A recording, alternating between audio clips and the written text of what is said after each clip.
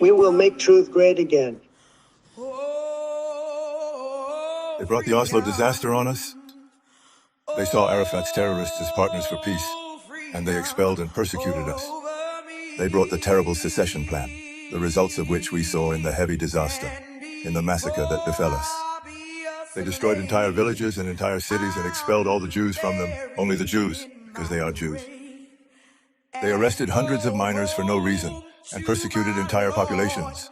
Ultra-Orthodox, Mizrahim, our Ethiopian brothers, they did not want to bring to Israel at all. No wonder it was Yitzhak Shamir who decided on the Aliyah operations from Ethiopia, and it is no wonder that the rabbi who supported this, halachically, was Rabbi Ovadia Yosef. Aharon Barak, who was a legal advisor to the government, also opposed Aliyah from Ethiopia. They armed our worst enemies with firearms. They stood in the studio and said that they would send Bibi and the ultra-Orthodox to the dump in a wheelbarrow. They called us Nazis, like Bressler, who is now busy erasing all their hate history. They see us as inferior, a slave class destined to serve them forever.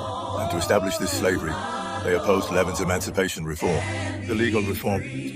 As in any dictatorship, they are 90% of the judges, while we are 90% of the convicts and prisoners. They arranged for themselves a selective justice system with selective enforcement on steroids.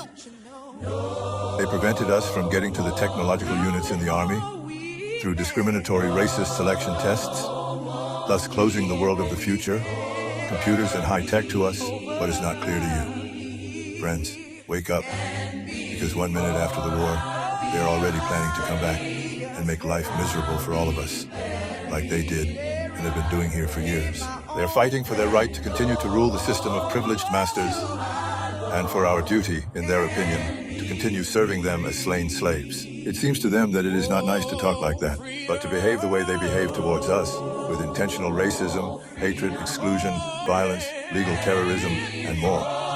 It seems reasonable to them. As we know, reasonableness is a relative thing.